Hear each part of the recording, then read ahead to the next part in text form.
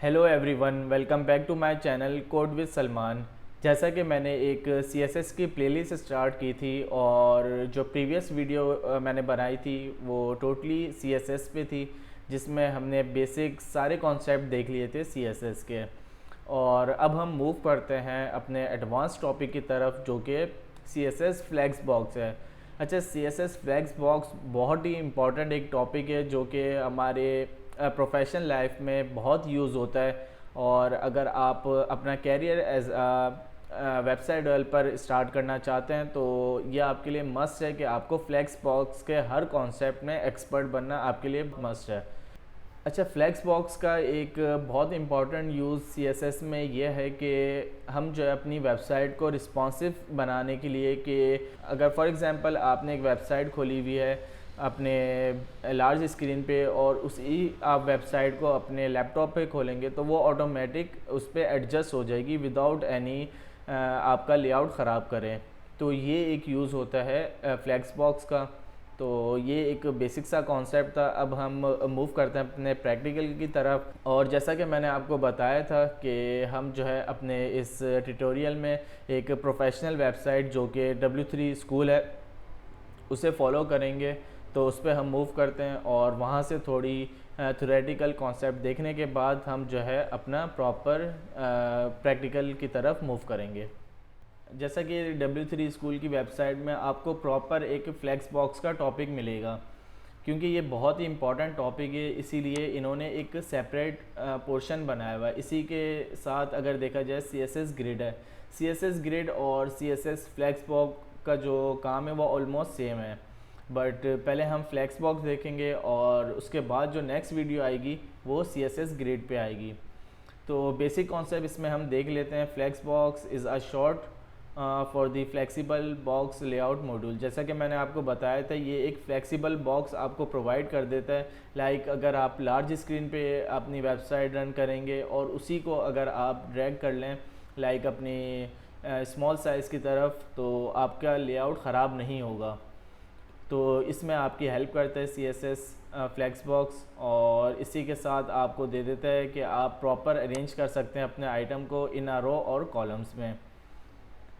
सही है। और इसी के साथ फिर आपको बता दिया कि फ्लैक्स बॉक्स आने से पहले आप जो अपनी वेबसाइट मैनेज करते थे वो ब्लॉक, इनलाइन ब्लॉक, टेबल और 2 डायमेंशनल लाइक पोजीशन में या आप अपनी वेबसाइट मैनेज करते थे। बट वो बहुत आपके लिए ट्रिकी होता था कि वेबसाइट को रिस्पॉन्सिव रखते हुए अपने डिज़ायर UI UX की तरफ लेते हुए चलें। बट फ्लैक्स बॉक्स आने से डेवलपर को बहुत आसानी हो गई है। और इसके अलावा CSS कंपोनेंट आपको फ्लैक्स कंटेनर भी प्रोवाइड करते हैं, फ्लैक्स आइटम भी। फॉर एग्जांपल अगर आपके पास 3 ब्लॉक्स हैं और वो एक कंटेनर में उसको लाइक आपको अरेंज करना है इन अ रो, तो आप फ्लैक्स बॉक्स के यूज़ से कर सकते हैं, जैसा कि एक दिया हुआ है। तो ये एक छोटा सा थ्योरेटिकल इसका कॉन्सेप्ट था। अब हम मूव करते हैं अपने प्रैक्टिकल की तरफ। जैसा कि आपको HTML की फ़ाइल तो बनाने आ गई है, अगर नहीं आई तो आपको पहले प्रॉपर जाके HTML का ट्यूटोरियल देखना है, जो कि मैंने ऑलरेडी बनाया हुआ है। Step by step video wise भी बनाया हुआ है। और अगर आप एक ही वीडियो में कंप्लीट HTML सीखना चाहते हैं तो उसकी भी वीडियो मैंने ऑलरेडी बनाई हुई है। इसके अलावा मैंने CSS की भी वीडियो बनाई हुई है, तो आप वो भी जाके देख सकते हैं। सबसे पहले हम इसका बुलेट स्टार्ट कर देंगे। ये है इसका बुलेट और टाइटल का आपका यूज़ पता है। इधर हम कर देंगे लर्न फ्लैक्स बॉक्स। सही है। इसको अब हम जाके देख लेते हैं अपने ब्राउज़र में, रिफ़्रेश करेंगे और यहाँ पे लर्न फ्लैक्स बॉक्स आ गया है। सही है। इसको अब हम खोल लेते हैं इस तरह से कि एक ही स्क्रीन में हमें दोनों चीज़ें दिख जाएं। अच्छा, फ्लैक्स बॉक्स सीखने के लिए आपको जो है HTML और CSS दोनों की नीड है। HTML की फ़ाइल हमने पहले ही क्रिएट कर ली है। अगर आपको क्रिएट करना नहीं आती तो आपको ट्यूटोरियल देखना लाजमी है, वो देखें, क्योंकि उसी से आपको हर कॉन्सेप्ट HTML का क्लियर हो जाएगा। और इसके अलावा मैं एक फ़ाइल बना लेता हूँ CSS की, और यहाँ से जाके हम जो है स्टाइल .css से एक style.css की फ़ाइल बना ली है। और ये किस तरह से लिंक होता है, ये सब कुछ मैंने आपको बताया हुआ है। आप वो वीडियो जाके देख के और अपने सारे कॉन्सेप्ट क्लियर कर सकते हैं। इधर से मैंने लिंक कर दी अपनी CSS की फ़ाइल। अच्छा, CSS की फ़ाइल आपकी लिंक हुई है या नहीं, वो आप जाके यहाँ पे होवर करेंगे कंट्रोल के साथ और ये आपको रीडायरेक्ट कर देगी आपकी CSS की फ़ाइल पे। अब यहाँ पे हम एक क्लास लेंगे, उसका मैंने फॉर एग्ज़ाम्पल नाम रख दिया। पहले सबसे पहले आपने डिव लेनी है, डिव ले ली और उसमें क्लास का नाम रख दिया। फॉर एग्ज़ाम्पल मैंने फ्लेक्स कंटेनर। आप जो है क्लास का नाम कुछ भी रख सकते हैं, जो कि मैंने आपको वीडियोस में बताया हुआ है। अब इसमें जो है मैं डिफरेंट डिव्स लूँगा और उसमें नंबरिंग दे दूँगा।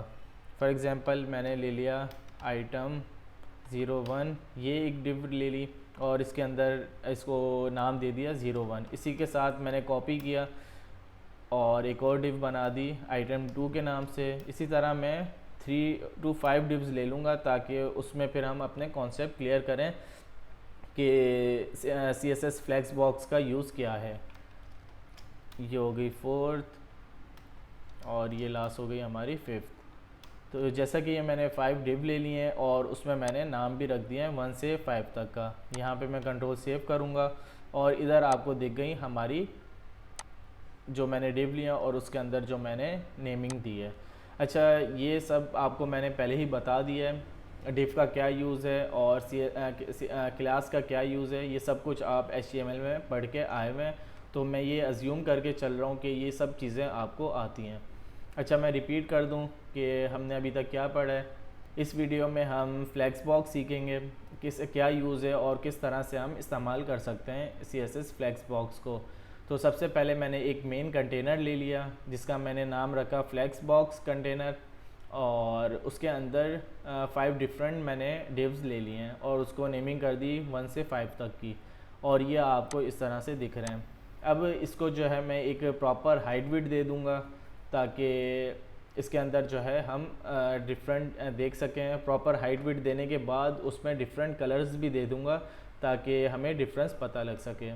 अच्छा, एक क्लास के अंदर हम जो है डिफरेंट नेम्स की क्लास रख सकते हैं। तो जैसे मैंने इधर 1 से 5 तक ली हुई हैं, आइटम 01, आइटम 02 टिल 05 तक। अब मैं एक सेम क्लास भी दे दूंगा ताकि हमें जो है एक क्लास के अंदर जो मैं वो करूं हाइट और विड्थ दूं वो सब क्लासेस के अंदर आ जाएं, क्योंकि जो हमें हाइट और विड्थ चाहिए वो तकरीबन हर डिव की सेम होगी। तो फॉर एग्ज़ाम्पल मैंने आइटम रख दिया, अभी एक में रख देते हैं, आगे मैं आपको बता दूंगा कि सेम क्लास का नाम रखने का क्या यूज़ है। इधर से मैंने कंट्रोल C किया, हम इसमें गए CSS में और यहाँ पे मैंने आइटम ली क्लास और इसको height they the for example 100 px और विड्थ दे दी 100 px। सही है, ये इसने एक हाइट और विड्थ ले ली है। ये हमें कैसे पता लगेगा, जब मैं इसको बैकग्राउंड कलर दूंगा। बैकग्राउंड कलर फॉर एग्जांपल मैंने दे दिया एक्वा। अब आपको प्रॉपर दिख रहा है कि इसकी जो है एक हाइट और विड्थ आ गई है, 100 पिक्सल हाइट 100 पिक्सल विड्थ, और उसमें मैंने बैकग्राउंड कलर दे दिया है। अब जो है मुझे हर डिव को एक प्रॉपर हाइट और विड्थ देनी है, सेम हाइट और विड्थ देनी है, तो मैं एक एक को क्यों जाके दूं। जो मैंने एक इस आइटम क्लास के ऊपर जो मैंने CSS की है वो सब पे अप्लाई हो जाए। तो मैं क्या करूँगा, इसी को कॉपी करने के बाद मैं सब के अंदर जो है यहाँ पे सेम क्लास पेस्ट कर दूँगा। तो जो मैंने स्टाइलिंग की है इस क्लास के अंदर, आइटम क्लास के अंदर, वो सब के अंदर ऑटोमेटिक आ जाएगी। ये मैंने जैसे आइटम जो है मतलब कॉमन क्लास सब वो डिव को दे दी है और एक यूनिक क्लास भी रखी है। वो इसलिए रखी है कि हर डिव को मैंने डिफरेंट कलर भी देना है, तो हर डिव को अलग कलर देने के लिए मैंने क्या किया, डिफरेंट क्लास भी दी है। तो मैंने इधर कंट्रोल सेव किया। अब आप देखेंगे हमारी जो 5 डिव्स थी उनके ऊपर सेम कलर, सेम हाइट और सेम विड्थ अप्लाई हो चुकी है। वो इसीलिए हुई है कि मैंने आइटम सेम रखा हुआ था। अब मुझे क्या करना है, आइटम 1 के अंदर डिफरेंट कलर हो, आइटम 2 की डिव के अंदर डिफरेंट कलर हो, टिल 5 डिफरेंट कलर चाहिए। तो मैंने आइटम 2 उठाई, यहाँ से कॉपी की और यहाँ पे गया, मैंने आइटम 2 क्लास ले ली हाइट और विड्थ सेम चाहिए, बस मुझे डिफरेंट चाहिए, तो वो कलर है। बैकग्राउंड कलर मैंने यहाँ पे ले लिया, फॉर एग्जांपल मैंने यहाँ पे ब्लू ले लिया। कंट्रोल एस सेव करूँगा तो आपको यहाँ पे डिफरेंट कलर मिल गया। इसी तरह मुझे जो है आइटम 3 अब चाहिए, और यहाँ पे बैकग्राउंड कलर देख लेते हैं हम कौन सा लेंगे। यहाँ पे मैंने फॉर एग्जांपल ले लिया ब्राउन। सही है, तो ये स्टार्ट की 3 जो डिव्स हैं उसमें डिफरेंट कलर आ गया है। इसी तरह हम जो है अब आइटम 4 लेंगे और इसके अंदर भी डिफरेंट कलर दे देंगे, और इसके बाद आइटम 5 के अंदर लेने के बाद इसमें भी डिफरेंट कलर दे देंगे कोई ना कोई। अब आप देख सकते हैं कि हमारी 5 डिफरेंट डिव हैं और 5 डिफरेंट कलर्स हैं। वो इस तरह हुए हैं कि मैंने सबसे पहले एक यूनिक क्लास दे दी सबको, आइटम 1, आइटम 2, आइटम 5 तक, और एक कॉमन क्लास रखी, क्योंकि मैं हर डिव के अंदर मुझे जब हाइट और विड्थ सेम चाहिए तो हर इस डिफरेंट क्लास को मैं डिफरेंट हाइट और विड्थ दूँ, उसमें हमारा कोड बहुत ज़्यादा हो जाएगा। एक प्रोफेशनल जो कोडर होते हैं उनका काम यही होता है कि आप कम से कम कोड लिखें और ज़्यादा से ज़्यादा उसका यूज़ करें। सही है, तो इस तरह हमारा कोड हमने कम लिखा है। CSS में हमने आइटम एक दफ़ा लिख लिया और इसको रीयूज़ किया है। सही है, और हमें जो है इसका नाम क्या, बैकग्राउंड तो डिफरेंट चाहिए था, इसीलिए मैंने क्लास नेम डिफरेंट लेके उसमें कलर डिफरेंट दे दिए हैं। सही है, ये तो एक बेसिक कॉन्सेप्ट हो गया जो कि हम पहले से पढ़ते आ रहे हैं, जो हमने प्रीवियस अपनी क्लास में भी पढ़ा था। बट इस क्लास में जो यूनिक है वो है फ्लेक्स बॉक्स। अब फ्लेक्स बॉक्स का काम यहाँ हमें पता लगेगा वो क्या है। अब देख रहे हैं आप, ये जो डिव आ रही हैं वो 1 बाय 1, हर अगर मैं एक और डिव लूँ वो उसके 5 के नीचे आ जाएगी। बट मैं चाह रहा हूँ कि ये रो वाइज ना आए, ये कॉलम वाइज आए। तो उसमें हम किस तरह से कर सकते हैं, उधर यूज़ होगा डिस्प्ले फ्लेक्स का। तो फॉर एग्ज़ाम्पल हमने देख लिया, ये हमारी मेन डिव क्या है, फ्लेक्स कंटेनर की, और इसके अंदर इसके आइटम्स आ रहे हैं। इसको ऐसे बोला जाता है ये पेरेंट क्लास है, और इसकी जो है चिल्ड्रन क्लास 5 डिफरेंट डिव, इसकी 5 डिफरेंट चिल्ड्रन है। तो अगर आपने इनको कॉलम वाइज लेना है तो इसमें आप फ्लेक्स जो है मेन क्लास को देंगे, मेन कंटेनर या मेन क्लास को देंगे, तो उसकी जितनी भी सब क्लास या जितने भी चिल्ड्रन होंगे वो ऑटोमेटिक उन पे अप्लाई हो जाएगी।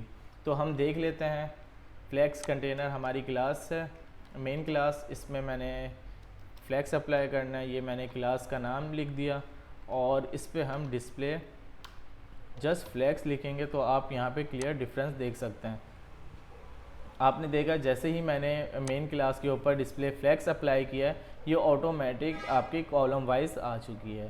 तो ये है एक मेन डिफरेंस और मेन यूज़ डिस्प्ले फ्लेक्स का, कि आप अपनी मर्ज़ी से जिस तरह चाहे डिस्प्ले फ्लेक्स यूज़ कर सकते हैं।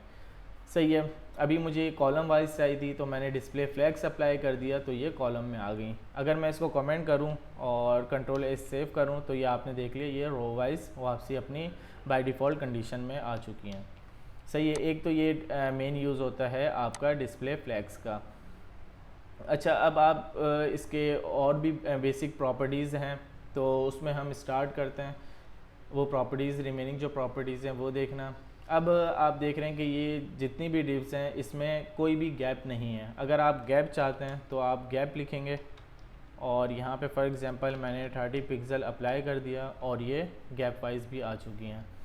इसके अलावा अगर आप चाहते हैं, ये गैप मैं हटा देता हूँ, आपकी जितनी भी आपकी स्क्रीन आ रही है इसमें जो है ये ऑटोमेटिक जो है अपनी स्पेसिंग ले ले, और जितनी भी आपकी स्पेस आ रही है ये कॉर्नर से कॉर्नर पे लगें और बीच में ऑटोमेटिक स्पेस आती रहे। तो वो किस तरह से आएगी, इसके लिए आपकी प्रॉपर्टी यूज़ होती है जस्टिफाई कंटेंट, और इसके अंदर ये सारी डिफरेंट प्रॉपर्टीज़ आ जाती हैं।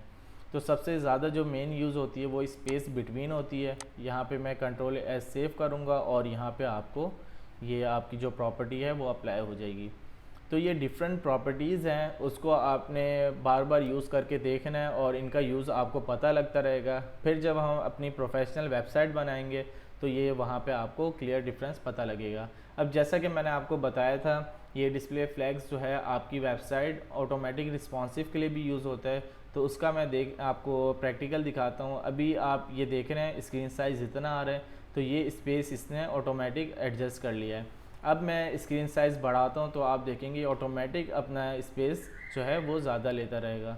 तो फॉर एग्ज़ाम्पल मैंने यहाँ से स्क्रीन साइज़ बढ़ाया तो आप देख रहे हैं पहले ही एक डिव से दूसरी डिव तक स्पेस कितना था और अब कितना ज़्यादा हो गया। इसी तरह अगर मैं कम करना चाहूँ तो ये आप देख सकते हैं इसका साइज़ कम होता जा रहा है, स्पेसिंग कम होती जा रही है। तो डिस्प्ले फ्लैक्स का एक मेन यूज़ यही है कि आपकी वेबसाइट जो है ऑटोमेटिक रिस्पॉन्सिव रहे। अच्छा, स्पेस बिटवीन का ये काम है। अगर मैं इसकी डिफरेंट जो प्रॉपर्टीज़ हैं वो भी देखना चाहें तो कंट्रोल एस सेव किया, ये वापसी अपनी स्पेसिंग ख़त्म कर दी। इसके अलावा इसकी एक और है, स्टार्ट लिखेंगे तो सारी स्टार्ट में आ जाएंगी। इसके अलावा एंड लिखेंगे तो ये जितनी भी डिव्स हैं वो एंड में चली जाएंगी। तो ये आप देख सकते हैं। इसके अलावा आप देखना चाहें तो फ्लैक्स एंड आएंगी, वो भी एंड में चली जाएगी। और इसके अलावा अगर आप देखें तो स्पेस अराउंड में देखते हैं, स्पेस अराउंड क्या होगा, इसमें क्या होगा कि आपके कॉर्नर से भी स्पेसिंग आ जाएगी और बिटवीन भी स्पेसिंग आ जाएगी। ये डिफरेंट इसकी प्रॉपर्टीज़ हैं, ये आपको ख़ुद यूज़ करनी है ताकि आपको क्लियर डिफरेंस पता लगता रहे। स्पेस इवनली की बात की जाए तो ये साइड से स्पेसिंग दे देगी। आपने देखा ये साइड से स्पेसिंग दे दी है और इसने ऑटोमेटिक अपनी स्पेस बीच में से भी ले ली है। बट जो सबसे ज़्यादा प्रॉपर्टी यूज़ होती है इसकी वो है स्पेस बिटवीन, क्योंकि हमने अपने डिफरेंट वो होते हैं टैग्स होते हैं और डिफरेंट डिव्स होती हैं, उसको ऑटोमेटिक एडजस्ट करना होता है तो हम स्पेस बिटवीन ज़्यादातर यूज़ करते हैं। अब इसी टॉपिक में हमें एक और कॉन्सेप्ट देखने को मिल जाएगा। फॉर एग्ज़ाम्पल अगर इसकी जो स्क्रीन विड है वो बहुत कम हो जाए, फॉर एग्ज़ाम्पल अभी आप देख रहे हैं कि इतनी हो जाए और ये आपस में बहुत मिल चुके हैं, तो उसके लिए हमें क्या करना होगा कि ये इसका लेआउट ख़राब ना हो वेबसाइट का और ऑटोमेटिक एडजस्ट हो जाए। तो उसके लिए फ्लैक्स हमें एक और प्रॉपर्टी देता है, फ्लैक्स रैप। फ्लैक्स रैप में दो प्रॉपर्टीज़ आती हैं, वैसे तो बहुत आती हैं, जो मेन यूज़ होती हैं हम उसे देख लेते हैं। एक नो रैप आता है और एक रैप आता है। रैप का असल यूज़ क्या है कि आपका जो लेआउट है वो ख़राब नहीं होने देता। अगर मैं रैप करूँगा तो फॉर एग्ज़ाम्पल यहाँ से मैंने सेव पे किया, कंट्रोल एस सेव करूँगा जस्ट, तो आपने देखा ये ऑटोमेटिक इधर आ गया, नेक्स्ट लाइन पे आ गया। तो अगर हम अपनी स्क्रीन साइज़ बढ़ाएंगे तो आपने देखा ये ऑटोमेटिक एडजस्ट हो गया। तो फ्लैक्स रैप का क्या काम है, अगर आपकी स्क्रीन साइज़ लार्ज है और आपकी स्पेसिंग इनफ है तो ये क्या काम करेगा, आपको स्पेसिंग देता रहेगा, सही है। और अगर जैसे ही स्पेस कम होगा तो ये आपको जो है ऑटोमेटिक नेक्स्ट लाइन पे डाल देगा। अब आप देख रहे हैं कि रो वाइज तो अगर देखा जाए आपको स्पेसिंग सही मिल रही है, बट आपने देखा ये जब जैसे ही सेकंड रो पे आया आपके पास स्पेसिंग ख़त्म हो गई है। तो उसके लिए हमें क्या करना होगा, यहाँ पे गैप लिखेंगे और 20 पिक्सल फॉर एग्जांपल मैंने दे दिया और ये ऑटोमेटिक इसने स्पेस ले लिया है। अच्छा, गैप में भी क्या आती हैं, डिफरेंट प्रॉपर्टीज़ आती हैं। अब गैप जो मैंने डायरेक्ट गैप दिया इसमें क्या होगा, रो और हाइट दोनों की स्पेसिंग ऑटोमेटिक उठा लेगा। बट अगर आप देना चाहते हैं जस्ट रो वाइज तो इसके लिए क्या करेंगे, रो गैप लिखेंगे और फॉर एग्जांपल मैंने 30 पिक्सल लिख दिया, कंट्रोल एस सेव करेंगे तो यहाँ से रो की भी इसको स्पेसिंग मिलती रहेगी। मैं ज़्यादा दे देता हूँ ताकि आपको पता लग जाए क्लियरली। मैंने 130 पिक्सल लिख दिया तो ये आपको क्लियर डिफरेंस पता लग गया, सही है। तो कॉलम का जो गैप है वो इस तरह से पता लगता है। इधर मैं जस्टिफाई कंटेंट को कमेंट करता हूँ और इधर से आपको अब दिखा देता हूँ कॉलम गैप। यहाँ से हमें कॉलम गैप का भी पता लग जाएगा। फॉर एग्जांपल मैंने 50 पिक्सल दे दिया तो ये कॉलम जो है 50 पिक्सल आपको गैप मिल जाएगा, सही है। इसी की तरह अगर मैं इसको जस्ट 10 पिक्सल देना चाहूँ तो आपके कॉलम वाइज 10 जो है आपको स्पेसिंग मिलती रहेगी। तो ये है एक फ्लैक्स बॉक्स का यूज़। फिर हमने गैप देख लिया, फिर जस्टिफाई कंटेंट देख लिया और इसके अलावा और क्या यूज़ है वो भी देख लेते हैं। फॉर एग्ज़ाम्पल मैंने यहाँ से इन 5 डिव्स को कॉपी किया और यहाँ पे पेस्ट कर दिया, सही है। हमारे पास ऑलमोस्ट 10 डिव्स आ चुकी हैं, सही है। जैसे 1 2 3 4 और टिल 10 इसको मैं 6 कर देता हूँ, 7 8 9 और यहाँ पे 10। सही है, आपने देख लिया 1 से लेकर 10 तक। अब इसका जो है क्या यूज़ है वो भी बता देते हैं। बाकी फॉर एग्ज़ाम्पल मैंने 10 को हटा दिया और यहाँ पे ये आ गए। इसके अलावा मैंने रो गैप भी दे देता हूँ। अच्छा, ये कॉलम गैप और रो गैप तो आपने देख लिया। अब जो है जस्ट मैं गैप को रख लेता हूँ। सही है, ये ऑटोमेटिक आपको कॉलम और रो जो है इक्वल आपको गैप दे देगा। अगर आपको जस्ट रो को देना है तो आप कॉलम गैप रो गैप लिखेंगे, और अगर आपको कॉलम को देना है तो कॉलम गैप लिखेंगे। बट आपको कॉलम और रो दोनों में सेम स्पेसिंग चाहिए तो आपने जस्ट गैप लिखना है और उसमें स्पेसिंग दे देनी है। सही है, ये आपको इधर तक क्लियर है। अब मैं इसका थोड़े स्क्रीन साइज़ बढ़ाया मैंने। अब आप देख रहे हैं कि 1 इधर से स्टार्ट हो गया, 6 तक गया और 7 स्टार्ट हो रहा है यहाँ से। बट मैं चाह रहा हूँ पहले जो है यहाँ पे ही स्टार्ट हो, लाइक आपकी स्टार्ट से स्टार्ट होके ये सारी जो रिमेनिंग डिव है ना ये मिडल में आए, ना कि स्टार्ट मतलब लेफ़्ट से स्टार्ट हो। अब फर्स्ट रो में तो सही स्टार्ट हुआ, उसके बाद इतना गैप बचा हुआ है। सही है, और उसके बाद फिर ये जो 7 डिव है वो लेफ़्ट से स्टार्ट हो रही है और उसके बाद राइट में इतना स्पेस यहाँ से बचा हुआ है। तो मेरा जो एक कंसर्न है, मैं चाह रहा हूँ कि ये जो सारी डिव हैं ये सेंटर में आए, ना कि लेफ़्ट साइड से। तो उसके लिए फ्लेक्स बॉक्स आपको प्रॉपर्टी देता है जस्टिफाई कंटेंट, और ये स्पेस बिटवीन कर रहे थे, अब हम कर देंगे जस्टिफाई कंटेंट सेंटर। जैसे ही आपने सेंटर किया तो आप देख सकते हैं कि आपके सारी जो चिल्ड्रन डिव थी वो सेंटर में आ चुकी हैं। तो ये एक मेन यूज़ है फ्लैक्स बॉक्स का। अब जैसे ये 1 लिखा हुआ आ रहा है और हर डिव में, तो मैं चाह रहा हूँ ये जो कंटेंट है ये भी सेंटर में आए। तो इसके लिए हम क्या करेंगे, जैसा कि हमने ये एक डिव है आइटम की और टिल 10 तक चल रही है ये, और हमने जिसमें एक आइटम की जो क्लास है वो कॉमन रखी है, उसी के अंदर हम फ्लैक्स पे खेल सकते हैं। लाइक आपको जो है ये सेंटर में चाहिए, वो किस तरह से आएगा तो उसके लिए भी मैं आपको बताता हूँ। जैसे कि हमने यहाँ पे पहले से ली हुई है आइटम क्लास, तो इसमें सबसे पहले हम क्या करेंगे, डिस्प्ले फ्लैक्स। सही है, डिस्प्ले फ्लैक्स कर दिया। उससे पहले इसको हम थोड़ा फ़ॉन्ट साइज़ दे देते हैं। फ़ॉन्ट साइज़ 20 पिक्सल, ये थोड़ा सा बड़ा हो गया। उसके अलावा हम इसको दे देते हैं फ़ॉन्ट वेट, जो कि हमने पढ़ा हुआ, ये जस्ट आपकी प्रैक्टिस हो जाएगी इसलिए मैं करवा रहा हूँ। और इसके अलावा फ़ॉन्ट फैमिली मैंने आपको बताया था किस तरह से आप कनेक्ट कर सकते हैं। अभी ये मेरे पास जितने अवेलेबल हैं उसी में से कोई यूज़ कर लेता हूँ। सही है, ये एक यूज़ हो गया इसका, मतलब इसको थोड़ी प्रॉपर्टीज़ इसकी मैंने यूज़ करवा दी आपको CSS रिकॉल करवाने के लिए। अब इसका क्या काम है, डिस्प्ले फ्लैक्स से हमने जो है इस जितना भी कंटेंट इस बॉक्स के अंदर है वो सेंटर में आ जाए। तो वो इस तरह से करेंगे कि सबसे पहले हमने देख लिया था यहाँ पे, अगर आपने कंटेंट को सेंटर करना है तो हम क्या करेंगे, जस्टिफाई कंटेंट सेंटर करेंगे। तो आप देखेंगे ये आपका कंटेंट सेंटर में आ गया है। किधर से, रो वाइज आपका कंटेंट सेंटर में आ गया है। अब हम कॉलम वाइज भी इसको चाहते हैं कि हमारा जितना भी एक डिव के अंदर कंटेंट हो वो सेंटर में आ जाए। तो उसके लिए फ्लैक्स आपको प्रॉपर्टी देता है अलाइन आइटम सेंटर। अच्छा, आप जो है इसमें डिफरेंट प्रॉपर्टीज़ यूज़ कर सकते हैं अलाइन आइटम की, बट स्टार्ट में हम देख लेते हैं सेंटर किस तरह से होता है। तो आपने देखा ये अलाइन आइटम सेंटर जैसे ही मैंने किया तो ये आपका कॉलम वाइज कंटेंट भी सेंटर में आ चुका है।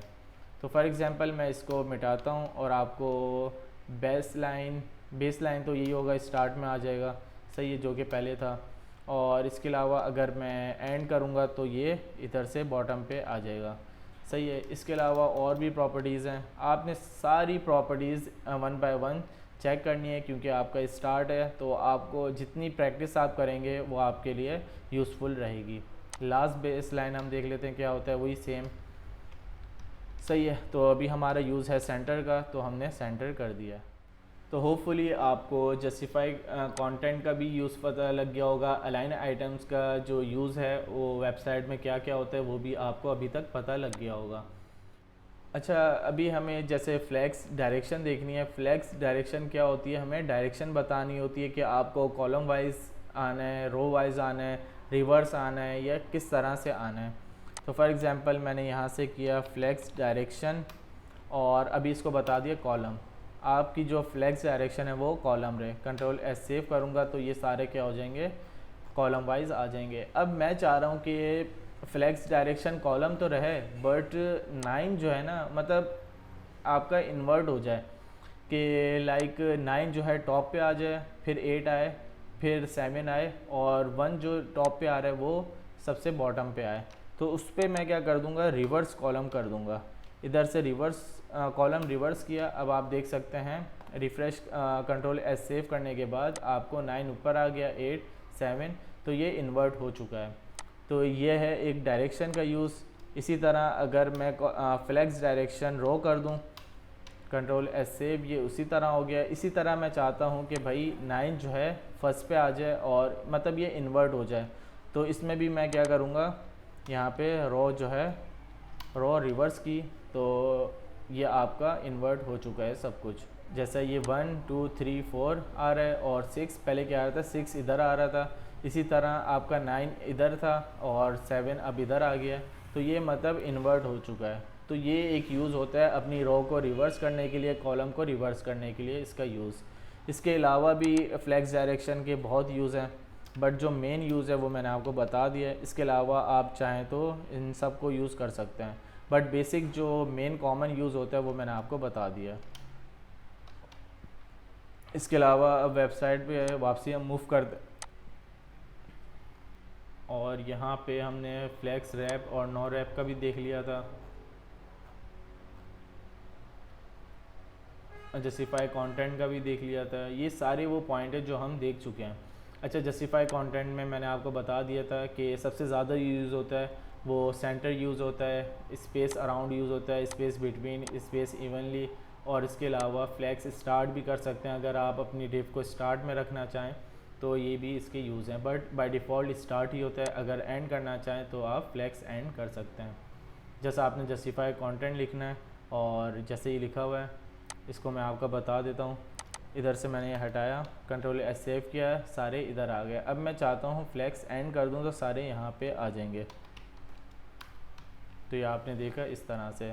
फ्लैक्स स्टार्ट करूँगा तो ये फ्लैक्स स्टार्ट में आ जाएंगे। तो ये सारी प्रॉपर्टीज़ हैं फ्लैक्स जस्टिफाई कंटेंट की। आपने 1 बाय 1 जाके देखने हैं ताकि आपको हर चीज़ का नॉलेज रहे। और इसके अलावा जो इसमें स्टाइलिंग की थी वो प्रीवियस क्लासेस में मैंने आपको बता दी हैं। अच्छा, ये जो प्रीवियस क्लासेस हैं उन सब का आपको डिस्क्रिप्शन में लिंक मिल जाएगा और मैं अटैच भी कर दूंगा, आप वो जाके देख सकते हैं। अच्छा, फॉर एग्ज़ाम्पल अगर आपने वो क्लासेस नहीं देखी हुई तो आपको आगे जाके बहुत डिफ़िकल्टीज़ फेस होंगी। लाइक इस वीडियो में काफ़ी ऐसे कॉन्सेप्ट होंगे जो आपको समझ नहीं आ रहे होंगे, तो इस वजह से काफ़ी आपको डिफ़िकल्टीज़ फेस होंगी। तो इसलिए रेकमेंड करूँगा पहले वो वीडियोस जाके देखें और प्लेलिस्ट में आप भी जाके देख सकते हैं। बट अगर आप डिस्क्रिप्शन में देखना चाहें तो डिस्क्रिप्शन में भी आपको सब वीडियोस की लिंक मिल जाएगी। तो होपफुली आपको ये फ्लैक्स का कॉन्सेप्ट बहुत क्लियर हो गया होगा, क्योंकि आपको प्रॉपर मैंने बेसिक से स्टार्ट करके और एडवांस लेवल तक बता दिया है। एक दफ़ा मैं आपको वापसी रिपीट कर दूं जो जो हमने पढ़ा है इस क्लास में। सबसे पहले हमने देख लिया था डिस्प्ले फ्लैक्स। डिस्प्ले फ्लैक्स का क्या यूज़ है, आपकी जो मेन डिव होगी, लाइक हमने यहाँ पे main div as a parent जो है फ्लैक्स कंटेनर ली थी, उसमें जो है डिफरेंट आइटम्स ले लिए थे लाइक 1 से लेकर 10 तक, सही है। उसमें मैंने एक कॉमन क्लास ली है, बाकी डिफरेंट क्लासेस मैंने ले ली थी। 5 तक ली थी स्टार्ट में, तो मैं बाकी को रिमूव कर देता हूँ ताकि आपको क्लियर रहे, सही है। उसके बाद हमने सबसे पहले एक हाइट और विड्थ दे दी थी कॉमन क्लास में, उसको बैकग्राउंड दे दिया और बाकी जो प्रॉपर्टीज़ यहाँ तक दी थी वो मैं प्रीवियस क्लास में आपको बता चुका हूँ, सही है। फिर जब मैंने मेन क्लास को डिस्प्ले फ्लैक्स करा तो आपने देखा ये प्रॉपर इस तरह से रो वाइज सारे अरेंज हो गए, सही है। इस तरह रो वाइज अरेंज हो गए। उसको मैंने जस्टिफाई कंटेंट सेंटर करा, जैसे ही सेंटर करा ये सारी डिव जो है सेंटर में आ गई। इसको मैं कमेंट करूँगा तो आप देख सकते हैं ये इस तरह से। अच्छा, ये आइटम वाला है तो ये इसलिए आइटम को शो करवा रहा है, मेन कंटेनर ये रहा। सही है, इसको मैंने जस्टिफाई कंटेंट सेंटर को कमेंट करा तो ये सारी बाय डिफ़ॉल्ट कंडीशन में आ गई। उसके अलावा फ्लैक्स रैप का आपको मैंने बता दिया। फ्लैक्स रैप का यूज़ ये है कि फॉर एग्ज़ाम्पल अगर मैं इसकी विड्थ जो है कम करूं, तो विड्थ कम करने से मुझे ये फ़ायदा हुआ कि डिस्प्ले इधर फ्लैक्स रैप यूज़ हुआ था तो ये इसका लेआउट ख़राब नहीं हुआ और ये ऑटोमेटिक नीचे आ गया। फॉर एग्ज़ाम्पल मैं रैप को कमेंट करता हूं तो आप देख रहे हैं ये अपनी विड्थ कम कर दी इसने, जो इसकी हालांकि मैंने इसको विड्थ दी हुई थी 100 पिक्सल, ये 100 पिक्सल नहीं रही। तो ये इस तरह से हमारा लेआउट ख़राब हो गया। फ्लैक्स रैप का क्या यूज़ है, ये आपका लेआउट ख़राब नहीं होने देता। ये जैसे ही आपकी एक सर्टेन विड्थ को क्रॉस करता है, ये जो एक्स्ट्रा स्पेस आ रही होती है, एक्स्ट्रा जो विड्थ होती है उसको नीचे भेज देता है। सही है, अगर मैं इसको नो रैप करूँगा तो ये ऑटोमेटिक वही रहेगी और वही आपका लेआउट ख़राब कर देगी। तो इसीलिए हम रैप यूज़ करते हैं। और इसके अलावा column gap, column row gap सब कुछ आपको बता दिया था। गैप का यूज़ भी आपको बता दिया था मैंने। अब ये गैप हटाए तो इसमें से बिल्कुल गैप ख़त्म हो चुकी है, इसीलिए गैप यूज़ करते हैं। और इसके बाद मैंने फ्लैक्स डायरेक्शन का बताया। फ्लैक्स डायरेक्शन रो और कॉलम होती है और इसमें हम कॉलम रिवर्स, रो रिवर्स भी कर लेते हैं। और इसके अलावा फिर हमने इधर देखा था जस्टिफाई कंटेंट सेंटर और अलाइन आइटम सेंटर। तो ये हमने इस वीडियो में टॉपिक कवर किया था। होपफुली आपके सारे कॉन्सेप्ट क्लियर हो गए होंगे रिलेटेड टू फ्लेक्स बॉक्स। अगर आपके लिए वीडियो यूज़फुल रही हो तो पेज को सब्सक्राइब करें और अपने फ्रेंड्स के साथ शेयर करें। तो इसी के साथ हम वीडियो एंड करते हैं, फिर मिलते हैं अपनी नेक्स्ट वीडियो में। तब तक के लिए अल्लाह हाफिज़।